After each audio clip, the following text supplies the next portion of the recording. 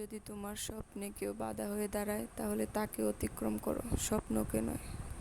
স্বপ্ন এমন এক জিনিস যা তুমি দেখবে তোমাকেই পূরণ করতে হবে।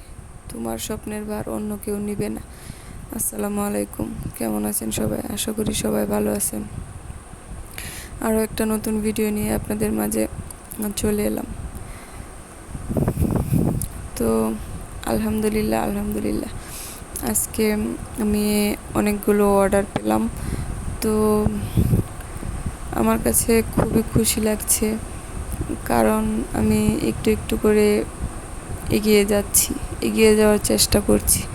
আমার সামনে অনেক বাধা আসবে সেটা আমি জানি, কারণ যখন আমি এটা শুরু করেছিলাম তখনও কেউ পাশে ছিল না, যখন এটা আমি এগিয়ে নিয়ে যাচ্ছি তখনও কেউ আমার পাশে নাই। তো সেই জন্য আমি আমার স্বপ্নটাকে তো ফেলে রাখতে পারবো না। আমার স্বপ্ন আমি যেহেতু দেখেছি, তো আমার স্বপ্নটা আমাকেই পূরণ করতে হবে। সেটা পরিশ্রম করেই পূরণ করতে হবে, কারণ আমাকে কেউ সাহায্য করতে এগিয়ে আসবে না। কারণ সফলতার পেছনের গল্প কেউ শুনতে চায় না, কি হয়েছে কি হবে সেটাই শুনতে চায়।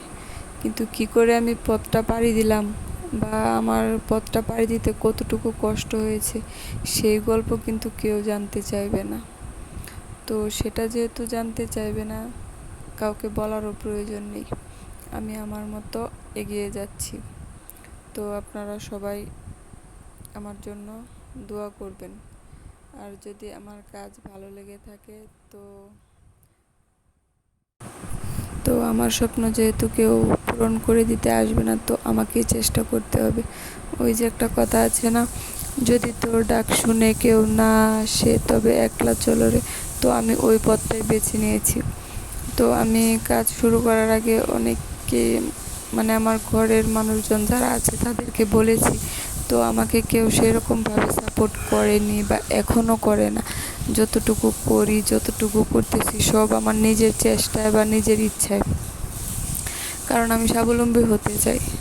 আমি কারো কাছে হাত পাততে আমার দ্বিধা লাগে, আমি অস্বস্তি ফিল করি, কারণ আমার ভিতরে যাই হোক, যতটুকুই হোক, দক্ষতা বা কাজের কৌশল আছে, সেটাকে আমি কাজে লাগাতে চাই। আমি নিজের জন্য কিছু করতে চাই। তো সেইখান থেকে আমার এখানে আসা। কি বলবো, মানে আমার কথাগুলো কীরকম জড়ো হয়ে আসছে, আমি কিছু বলতে পারছি না। যদি আমার ভিডিওটা আপনাদের ভালো লেগে থাকে, প্লিজ একটা লাইক করবেন এবং সাবস্ক্রাইব করতে ভুলবেন না। তো আপনাদের সঙ্গে কথা বলতে বলতে আমার জামাটা বানানো কমপ্লিট হয়ে গেছে। তো পুরো জামাটা আর দেখালাম না, পুরো কাজগুলো শেষ করে একদিনে আপনাদেরকে দেখাবো। তো সবাই ভালো থাকবেন। আল্লাহ হাফেজ।